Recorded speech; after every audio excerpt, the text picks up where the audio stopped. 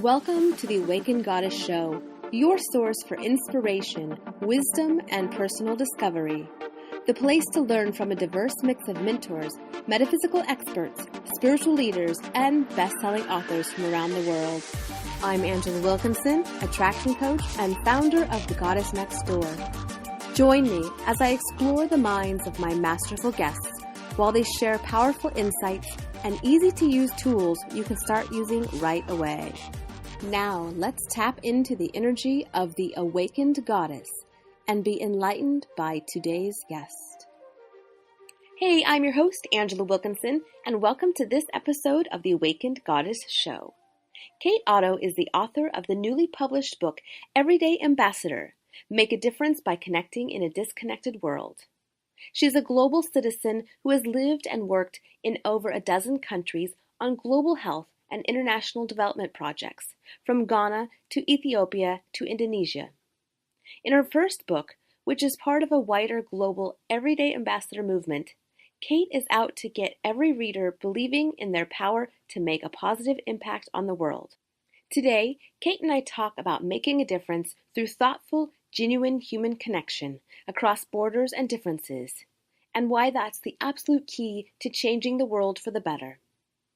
But before I talk with Kate, do you desire a deeper understanding of your spirituality? How about the metaphysical world? And what about the laws of the universe? In the Spark Spiritual Academy, we explore metaphysical and lifestyle topics where we give you the keys in easy-to-use, bite-sized pieces to create the life you want. Spark Spiritual Academy offers a monthly collection of inspiring, thought-provoking information in one convenient place. Each month, you'll get a new collection of bonus material from the Awakened Goddess Show experts. You'll also get journal exercises, meditations, and resources to put into practice and create quantum leaps forward in your life. Join us today and ignite your brilliance within. See you there. Welcome, Kate, to the Awakened Goddess Show. I am super happy to have you joining me to talk about getting reconnected in a disconnected world. So welcome. Thank you so much, Angela. It's a pleasure to be here. Yeah, and so you have a new book out, and so we're going to talk about that and talking about becoming an everyday ambassador. What does that mean? So being an everyday ambassador is all about connecting with people who might be different than you. And it might sound like a very obvious thing, like it's really good. Of course, we all understand to be good human connectors. But at the end of the day, when we go through our everyday lives, it's actually sometimes difficult to do that. Maybe we had a bad day and we're going to treat someone else badly even though they don't deserve to be treated badly. Maybe someone has a belief that's different than our belief and it makes us try to treat them not exactly the right way. Or maybe we just haven't thought through. So I use a lot of examples in Everyday Ambassador. Sometimes you go to help someone, to volunteer or do a service project, but you haven't actually thought about what their life is like or where they're from or what their background is. So you might not be able to help them unless you really have connected and gotten to know them. Mm-hmm. Yeah, isn't that true? We sometimes get a little ahead of ourselves. We try to help other people, but we really don't know what it is that they need. And we kind of assume that we know. Yeah, because so often it ends up being people from either one neighborhood helping another, like a high socioeconomic person helping a low socioeconomic person, an American helping someone from a different country. And even though on the surface level we understand there's differences, when it comes to relating to someone, we might not think through deeply enough that it takes some time to get to know someone and where they're from and what they're about. Is our help even welcome? Would they even like us there? And then once you've established those things, then you can really create something very special. Mm-hmm. Very cool. So what exactly are you an ambassador of? Oh, it's a great question. So what I'm an ambassador of, and what the book's all about, if you get a chance to read it, are 4 values: empathy, patience, focus, and humility. I can't say I'm really good at all those 4 things all the time, but I certainly strive to be. And we have an ambassador of campaign actually going on online right now where people are telling us what they're an ambassador of. So if you go onto Instagram and look up the hashtag ambassador of, you can see a lot of really cool ideas that other people have about the values that they think are very important to human connection. Mm-hmm. Okay, so tell us those again. Empathy. Patience. Patience. Focus. And humility. Humility. So how does that, what's an example of how that shows up in your life? Yeah, so empathy is one where it shows up a lot in terms of when you're interested in helping someone out, but you don't really know what they're going through or what their life is like. And empathy, a big underlying theme of the book is that it's not just that human connection is important, it's that we're in an era right now of digital connection that human connection becomes very difficult sometimes. Sure. And so with empathy, I always talk about how online, for example, with social media, you would think that it's a place where we can be very empathetic because you can look up people's points of view and really get to know what people think. But in fact, what happens is it becomes a place where people like to proclaim their point of view and post things. And if it offends you, then you put it off your wall, you hide it away from your wall, and you really only cultivate a space of people who agree with you, which is okay and which is fine, but it's also important to just recognize that there are still people who might not have the same opinion, and is there a way to still be able to connect with and engage with them? Yeah, patience is one where, it's very hard for me because we live in a world where everything moves so quickly online, and then on my phone I can get anything anytime that I need, but in fact, human relationships, it really oftentimes takes a lot of time to cultivate a really meaningful relationship, and if we're used to everything happening in an instant and quickly, it can be very disappointing to us when we are trying to build a human relationship and it takes longer than we thought. And it's important for us to remember that that's okay, and that's actually how relationships work. And then focus is one where I'm totally guilty of always having like 20 browser tabs open at once and having Skype open, but then also my phone here and also lots of things going, which, you could say is fine for work, although technically most research shows that multitasking is not good for our work. But human relationships, of course, that's a big problem. Like if you're talking to someone and then you just kind of start spacing out because you think of all the other things that you have to be doing, and then you're not actually paying attention to that person. Yeah. Or if someone pulls out a phone in the middle of a conversation and starts texting and they're like, oh, it's for work, sorry. Like that's really... What's funny is somebody, a good friend of mine is interviewing for a position to replace herself, and she was telling me about someone came to an interview and she was basically texting the whole time. No way. Crazy. That's a way to not get an interview. I know. Oh, that's crazy. But I think it's become so common for some people that they don't realize they're doing it. It's just a norm. And I should, and I'm not being judgmental, I'll do that a lot too, and I try not to, but I actually try to keep my phone like deep in my bag somewhere or on silent mode when I'm with people, or because if it's buzzing, it was there, I'll answer it, I'll pick it up, and it's kind of too hard to ignore. So the focus is a big one. And then humility is just this idea that we live in a world where because you can look everything up right away on Google or find an answer, it's become harder than ever before, I think, to say, I don't know, if you don't know the answer to a question, because technically you should know or could know.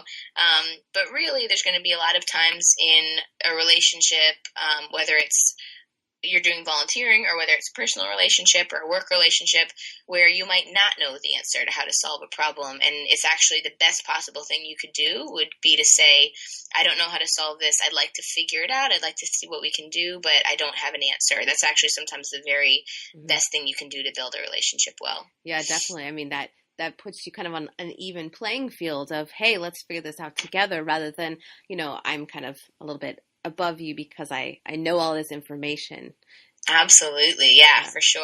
Yeah, exactly. And I think that sometimes we think we need to know it all. Like you say, it's pressuring. It's like a big pressure, and you feel like you'll look stupid or you'll look a certain way, and you're afraid of that. And I get that, especially in work environments. It can be really a lot of social pressure and professional pressure to do that.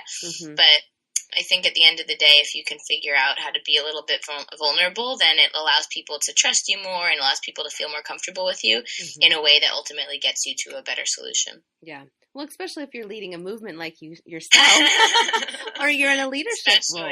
I mean, people expect you to know, and they look to you for leadership. And then, sometimes it's like, well, gosh, if you're not fully grounded in your personal power and in leading, if you say, I don't know, and your energy is kind of wobbly, then people can feel that.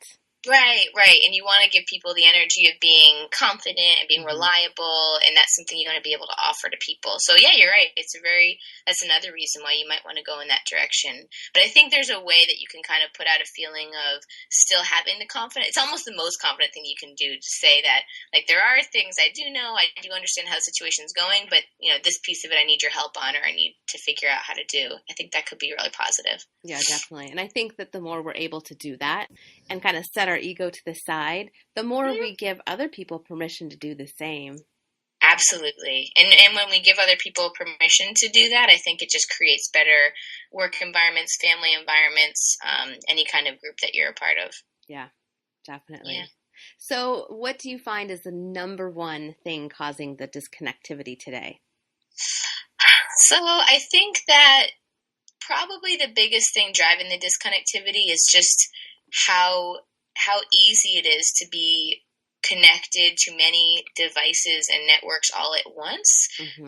There could be a lot of beauty to that. I'm sure you just like I have experienced the beauty of being able to share, for example, your show with so many people who otherwise would never be able to hear these messages. That's a really beautiful thing. The tough part is when you or I are sitting with someone and there's just that pressure to pick up the phone that's buzzing or to open up the laptop that has stuff you're still working on. And to the fact that, for work, for example, just a few decades ago, it would be crazy to think that you would be coming home every night and still having your work there, but it's just a complete reality today. Like 24/7, everything does exist and is on all the time. Mm-hmm. And so we are required to be stronger and to be more aware to say, okay, this could happen. I can do this, but I'm going to choose not to, because it didn't used to be a choice. The choice used to be made for you that you couldn't connect all the time. And now literally, and you see it especially with kids, like kids who are in school, elementary school, like they're literally being raised in a world where it is a social norm. I had just kind of escaped that. It started becoming a norm when I was getting into college.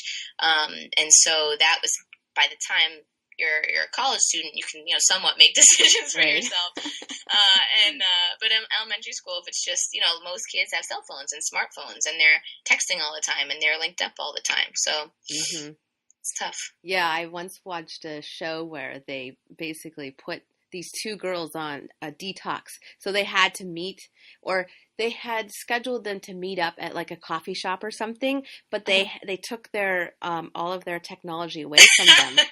And they didn't know what to do because they planned it out where one was supposed to show up a little bit earlier than the other. So they had to try to figure out how to deal with the situation without being able to text or call and say, are we supposed to meet here at this time? Where are you? Is there something wrong? It was crazy. They just they couldn't even function. Oh my gosh, that's such an interesting social experiment. Yeah. I think about that all the time because nowadays, like, you can just change your plans in an instant. And that's what, Aziz Ansari has a new book out, Modern Romance, which is about the everyday ambassador type values, but specifically in dating and romance. Nice. And he talks about this idea of, like, it used to be that you, like, set a time and you go and you meet and then you're just there. But now, because you can change plans at any moment, people do. And people become more flaky. And it's like, well, so at the end of the day, I can just let them know 30 minutes before if I can't make it anymore. But, like, you really shouldn't do that. You should stick by a commitment you have. Yeah. Well, and also remember just, not having cell phones back in the day. Yeah. It's like now you expect everyone to have a cell phone. Exactly. It's just an assumption. Yeah. It's funny. I have 3 siblings, and 3 of us have smartphones, but my older brother insists on keeping his, like, little, I think it's like a Nokia Motorola phone that's not a smartphone, just, and he loves it, and that's fine for him. But it's funny because oftentimes I'll go to, like, send a group text or do something that only a smartphone could do, and I have to remember that he's not going to be able to digitally participate in that. And then it's like, oh, maybe I should just call him and tell him what I was going to say to everyone else. And then it's nice, and you have a nice conversation instead. Yeah. Well, and it's interesting how much we rely on texting and how we can get into these full-blown conversations that should not be being text about. Right, especially in relationships. Right. I mean, it's crazy. There's so much room for misinterpretation. There's so much, because you can't tell what someone's really thinking when they send a text message or how they're feeling. You just read it and then you kind of try to assume what tone it takes on, and then that can be really dangerous. Yeah. Well, especially in dating, because, men are very visual, and they like hearing your voice. That helps with like the romance and attraction. And when you don't have that, you completely lose that piece. Yep. And it can kind of determine the course of where you're going just based on what you think about what someone's written, when like really you just should just see them or call them and talk to them. Yeah. So what is it we can do to reconnect to each other and still engage in all of this technology in the digital world? I give a quote in the book that I heard once and has stuck with me for a long time.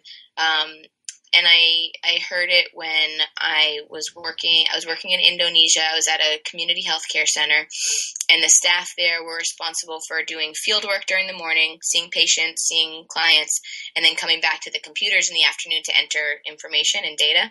Mm-hmm. But instead, they would oftentimes just go on Facebook and use Facebook, as all of us do. And so there was a sign above the computers that, translated into English, said, "Technology is meant to connect people who are otherwise far away, not create new distances between people who are already close," which was the manager's way of just saying, like, get off of Facebook and do your work. Yeah. But I saw as a bigger message, which I've really carried with me through the years, which is it's awesome to use social media. I certainly use it. Everyday Ambassador uses it. We have a really big social media presence, but we use it and I use it to stay in touch with people who I otherwise wouldn't get to see, who are in other countries or parts of this country. To broadcast messages to a wider audience than I could otherwise reach if I wasn't there. So there's lots of great ways to use technology that connect people who are otherwise far. But I think if we can all just keep in mind, when am I using technology in a way that's actually creating a division between me and people who are already close? So am I pulling out my phone in the middle of a conversation with someone? Am I talking to someone but really just thinking about how badly I want to pick up my phone? Am I Skyping with you right now but actually have email and texting and other things going on in the background, like thinking about what's actually going on in your interpersonal interactions and trying to keep those as mindful and present as you possibly can, I think is the trick. Yeah. Well, and there's, like we mentioned earlier, how wonderful Google. I love Google. And you can go down this rabbit hole just doing research or looking things up, and then you think you're going to be on there 15 minutes, and then 3 hours go later. By. And then you're watching all these YouTube videos of dancing cats and whatever else. It's crazy. It's so true. Yeah. Yeah, exactly. That's another really good example of, like, even if you're alone by yourself, trying to keep control. Like, I'm the same way. If I open up the Facebook app on my phone, I have to tell myself, like, listen, 60 seconds max. If you want to check out what people are doing or whatever it is that you care about, but then put it away. Do not sit there flipping through. It's a waste of time. And 60 seconds. Wow, I think you got everyone beat. I'm trying. That is some discipline. I do like to stay so I think if you can, set times during the day where you're like, okay, this is the time where I'm going to be online and connected, and then really respect the times that you have that are not online and that are offline in the same way, and making the division between them is good. Yeah. So I want to talk about the greater movement that Everyday Ambassador is. It's, you have the book, which is awesome, but you have this bigger vision. So what exactly does it look like? So the bigger vision of Everyday Ambassador is that we're actually a network of global citizens, of people who believe in this idea of how important human connection is, especially for the sake of service, serving others, social impact. And so if you go to our website, everydayambassador.org, you'll see that we have a wide list of partner organizations. And these partner organizations are people who do things like bring people abroad to do service, or bring people domestically into service projects, kind of travel organizations, companies that are very socially minded. And we have these people as our partners because we really believe that they walk the talk of everyday ambassadorship, and they are people who exemplify the values in the book, in the whole EA philosophy. And so we put them up there on the site so that if people wonder, okay, I like this idea of everyday ambassadorship, who can I get involved with, or what can I do? It's an automatic short list, a curated list of organizations who are really doing a great job. And then beyond that, we publish 5 days a week on our website, 5 different articles, and those are all meant to be resources for classrooms who have an everyday ambassadorial attitude, for organizations. We do workshops, so both at a corporate level, at an HR level, we do workshops for schools and classrooms, for organizations. When I was doing a little bit of a book tour after the book was out in May and June, and I did some workshops with the Boys and Girls Club, with Girls Inc., which is a girl-focused youth group, and it was just great to kind of see that these kids really cared about these everyday ambassador values, and even though they never necessarily heard them before, but they meant a lot to them. They had their own examples of what it meant. So that's what I really like doing the workshops, because you kind of talk to people about these ideas that are somewhere in their mind very important, but they haven't put to word yet, and then they can see in their life what it means for them to be an everyday ambassador in their everyday interactions. Yeah. Wow. I mean, just as you're talking about it, I can tell that there is a lot. There's a lot of energy behind it. There's a lot involved. How long have you been working on this project, Everyday Ambassador? So it's been about 3 years. 3 years, I'd say. I used to just blog myself and write a lot. I've worked in international development and public health for many years. So I lived in Indonesia. I lived in Ethiopia. I did my study abroad in Ghana and lived in Tanzania during school. So I've had a lot of time living in different countries, and I would write very often about this idea of everyday ambassadorship, of living with people who are very different from you and becoming very friendly and close with people, and the beauty of those types of relationships when you build them across borders. And by 2012, I kind of, in 2011, had rebranded my own blog to just be Everyday Ambassador, because it seemed like a cute catchphrase. Yeah. Little did you know. Where I thought of that now. But in 2012, UNC asked me to come speak at their TEDx conference. And so after doing the TEDx at UNC about everyday ambassadorship, all of a sudden it was on the map in a way that it hadn't been before. And so I kind of count that was January 2012 as the beginning, because once that happened, there were some students who said, oh, can we come and volunteer for EA? Can we help what you're doing? And I said, okay, sure. And so from that point on, it transformed from being my blog to being a resource-based website. And so we really started making the changes then, and that's the year I started writing the book manuscript. And then over the past 3 years, it's kind of built up and transformed to be what it is today. Mm-hmm. So I'm curious, can you recall the moment that this was all sparked? Yeah, I can actually. I do remember. I remember I was finishing up a year-long fellowship of working in Indonesia, and I was trying to figure out where to go next. I had been offered a position at the World Bank, which is a large international development organization. I had been offered to stay in Indonesia to do community-based work, which is the same type of work as a World Bank kind of development work, but it's at a very different level. So working directly with the community as opposed to working with policymakers at that level. Or I could have I currently am in med school right now, and at the time I was thinking, oh, maybe I'll start med school, which I did not choose to do then. But I was thinking about what do I want to do? Like, how can I make an impact? Where I have all this desire to want to do good in the world, but what role is going to be best for me? And so what I did was I kind of inventoried the past 5-6 years of my life. And I thought about, where have I been? Who have I met? What did they teach me? What has stuck? How am I different now than I was 5 years ago? And what are the things I like that have changed about me? And in thinking about that came up a lot of these everyday ambassador values that people had taught me in these travels and in these journeys. And so I started to put them down as my own kind of, ruler of growth and learning. And so that's kind of where the idea originally came from, was doing this own kind of personal inventory. And then once I started sharing that with people, I think a lot of other people were saying like, oh yeah, I feel like I've gone through a similar thing too. And I feel like as I'm getting older, those values matter to me as well. So, yeah.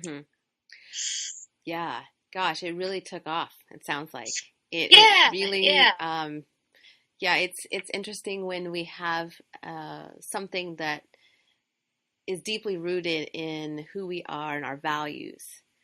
yeah. When we share that, that people want to participate with that.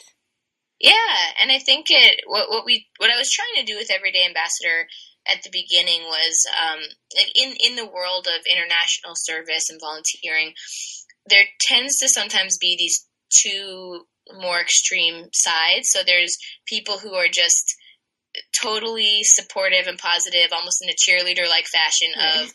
of, go abroad, help people, save people, almost to a blind point where they're not even thinking critically about, like, should I even be here? What should I be doing? Right. So it's nice that it's very positive, but it's also could be very harmful in some cases. On the other end, you get people who are saying, um, like, for Americans or foreigners who go abroad to help other people, you just mess everything up. Like, you just can't do anything right. So you just shouldn't go to begin with. You leave it to the professionals or leave it to whoever. And that's kind of a very downer point of view. They make some Yeah. really good points, but it's also very negative. So with Everyday Ambassador, the original idea was like, let's find a middle ground. Let's find a place where we can be excited and enthusiastic about wanting to help other people who might be different from us, but we're going to go about it in a responsible and well thought out way. And I think that resonated with a lot of people who didn't know otherwise which group to side with, because like they themselves wanted to help the world and do something good, but they weren't sure where to start or who to help or how to behave in a way that was going to be effective. So I think Everyday Ambassador continues to kind of provide that middle ground for people who want to be critical and want to be self-aware, but also really, really want to help others and be involved in different types of volunteer work. Mm-hmm. So, taking kind of a wider scope here, I'm wondering from your experience of this journey that you've taken, for those that are listening and they feel like they have something inside of them, but they haven't yet, it's not yet burst into the world or it's not really manifested, what advice would you give them? In terms of like a something that's a set of values or something that's like a dream that they want to accomplish or a thing they want to... Yeah, just like how, like, kind of like what you learned along the way, like the tough lessons that, you wish someone else could have said, hey, you know. Yeah, yeah. I think that I think it's really important to find out first for yourself what your goal is and what you really would like to do. And I think it's fine. It's very good to actually declare that in some way, because I think that by putting it kind of on the map, it actually helps you to give you more positive reinforcement to keep at it. So, for example, I said that I was writing a book when I started writing a book. It takes about 3 years to actually get there. So there were many times when it was like a very hard piece of the journey. Or I just felt like this is never going to work. I'm never going to be able to finish this. But I realized, like, you know what? No, I said I was going to do this because I really want to, and it's my dream, and it's something that I believe a lot in. And if I had never said anything to anyone or never shared that, first of all, I'm not sure I would have had the motivation to keep going. And second of all, there's been many times along my journey where people who I otherwise didn't know or wouldn't have been connected to have really helped me and have helped me get to my dream and get to this point. And it was only because I was able to share what that dream was with people that then they thought to connect me with someone else or someone comes my way. And I think that's sometimes the benefit of being unafraid and being willing to put yourself out there a little bit. It doesn't mean you're going to find the answer right away, but it's more likely that other people are able to help you get there, and to just being open to you don't always know what direction or what form help is going to come from or what form it will take, but it always manages to manifest itself. Yeah. Well, and thinking about your why, and clearly now you're fully embodying it, and it's like fueling your passion and your inspiration. So for those people that are not yet at that point where they can fully feel into, why they're doing something, it's like they have this idea, right? But they're not yet like fueled like inside of that passion. Do you have any suggestions on how to tap into that? I mean, I would definitely say to check out some of the stuff on our blog, because especially we have a column called Wednesday Wisdom, which is all about So rather than us writing that post, we have people from our community and our partners write those posts about their light bulb moments when they realize the beauty of connecting with other people, and just like to surround yourself with that type of inspiration, to seek out that type of inspiration. I mean, shows like yours are very inspiring. So to tune into things that make you feel alive and inspired, I think that's great, because I think surrounding yourself with that type of energy allows you to start tapping in more deeply to your own sense of it. So and also, I mean, in an everyday ambassador way, most of my inspiration itself has come from either like traveling to places that I am not from and that are very different, or whether I'm traveling or not physically traveling, I'm just getting into a different community that I'm a part of. Like putting yourself outside of your comfort zone, I think, is the very best thing you can do, because it's not just about getting to know another group that we otherwise didn't know. It's about seeing yourself in a way that you never saw yourself before. So I think that's also a good way to do it. Well, and as you say that, it seems like just stepping into an experience, like trying something out, that's where you really get a sense of, how does this feel? Does it feel good? Does it feel bad? Is it inspiring? Is it boring? And then kind of navigate and feel your way into it, because I know that, with certain experiences, it's like you feel like so lit up. You're like, oh, this feels so good. Yeah, exactly. And you would never know that if you didn't actually just give it a try. Yeah, you can't just like figure it out all in your head. I mean, very different, very different. Okay, so what are your goals for Everyday Ambassador? So our goals in the next year, at least, are so the next year for us is the year of connection. So we are scaling up to 100 new partners. So we're really excited about meeting new organizations and meeting new people. And that's our goal. And similarly, we're extending that to all the members of our community to encourage them to take up a year of connection and to say at least once a day, extend yourself to someone else who's a stranger or who you don't know that well, and make a point to connect with someone who either you don't know or who you know is very different from you. And that idea of deliberately trying to make those human connections every day in a world where all too often we end up going throughout our days not making them. We want to encourage people to have this year of connection. That's the main goal of the next year. And in general, the bigger picture is, we live in a world that tends to sometimes be extremist, angry, full of conflict. And what we hope is that by spreading the Everyday Ambassador set of values and philosophies, that we can cultivate a mindset and a way of behaving socially and societally that is more about conflict resolution, is more about building bridges instead of burning them down, and is more about seeing people as fellow human beings instead of letting other things get in the way. So that's our big picture goal, is the more we do these workshops, the more people read the book, the more people go through our website. That's what we hope ultimately comes out of it. Nice. All right. So looking again at a larger, like down the road, what do you see, like, what is your vision for, like, the changes that you want to create in the world? So I think that what I hope is the people who, so to some extent, the people who are getting the message right now are young people who are still in school or finishing school, or young professionals. And my hope is that they will build into new careers and leadership positions in the future. So for them to be doing so with this type of mindset, I think is a very positive thing.